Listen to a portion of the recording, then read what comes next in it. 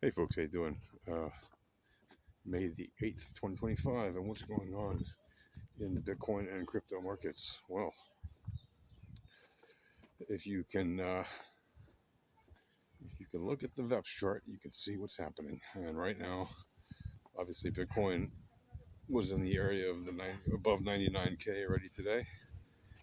And I think it was like 99.4 last time I looked at it a little while ago, and was moving up and down nicely on the low time frames. There is certainly mean reversions happening to the downside. So keep that in mind because there are definitely mean reversion targets far below where the asset currently sits at the moment. Of course, if they take their jolly old time to complete, that certainly could happen near or at where the asset sits currently and possibly even higher, right? But the point is there are mean reversions, so keep those mean reversion targets in mind, whether you're long or short, and you should know what to do with those mean reversion targets, whether it's going to run closer to the outlier first before completing the mean reversion, or whether it's going to go right to the mean reversion first, next. And that said, there's obviously other assets that are also moving along nicely today, as it is, well, a hopping day on the VEPS. Lots of volatility on low time frames. Obviously, yesterday, running into today, there were some nice trending moves across many different assets, trending moves to the upside, and they kind of leveled off for a good little while. And then at the latest beginning of the 4-hour candle, a lot of them pumped up and dumped down a little bit. And now we're seeing that coming up with the start of the traditional markets today. So expect to see some very nice volatility on the day. Big picture, outside of the low time frame trading, what's happening is that,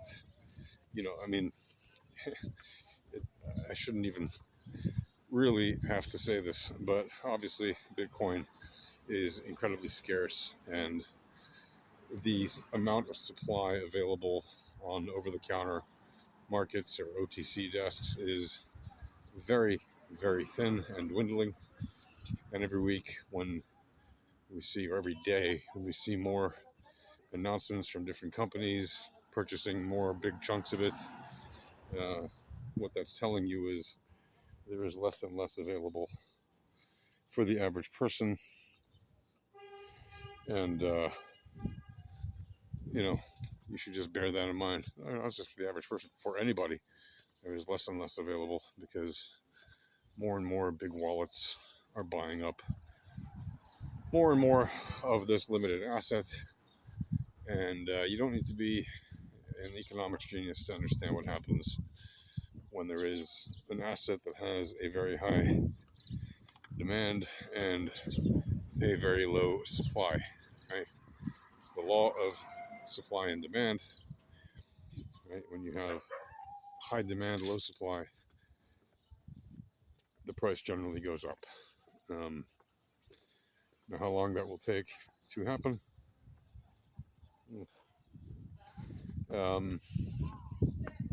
Should I show you that?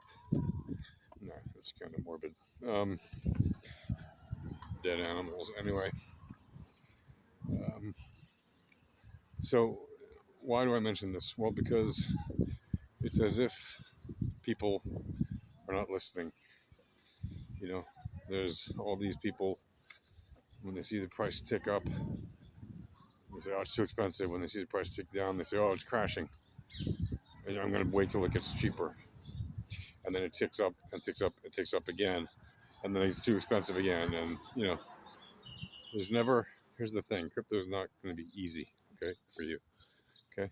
It's not going to be easy for most people. Why? Because it's never going to do exactly what you want it to do. Okay? It's going to do what it does. Until you've acquired a significant stash of it, and the small ticks don't make a big difference to your day-to-day existence, or your investment portfolio overall, you're not going to ever be satisfied with where the price is. So you need to understand the bigger picture. If you have a time horizon of 5 to 10 years at the least, this thing called crypto is doing very nicely and has returned something like 18 billion% from the absolute zero where it started up to the all-time highs. I mean, it's some incredible number, whatever it is. In 16 years, it's gone up like, I don't know, 15, 18 billion%. And it's, again, near 100K again. The all-time high was only like 108K or something. So does it mean that it cannot go past the all-time high? Are we done with this quote-unquote bull market? Well, my take on bull markets. There's no such thing as bull markets and bear markets. They're just extended periods of buying and selling. And buy pressure and sell pressure. Certainly the asset could run up past 100K, 110K, 120K, and then mean revert. Or it can mean revert first and then go up. So don't think that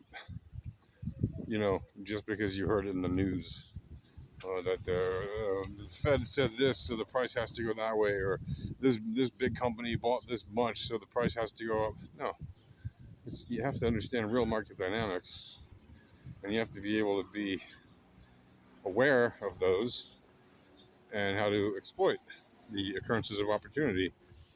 And if you're not a trader, then you should just be DCAing most likely, unless you have an incredible amount of wealth and your financial planner tells you just buy a lump sum. But even then, it's very far and few in between people who should be buying lump sums. Most people should just be DCAing, if anything. And that's going to do for now. I'll talk to you guys in a bit. Happy trading. Cheers.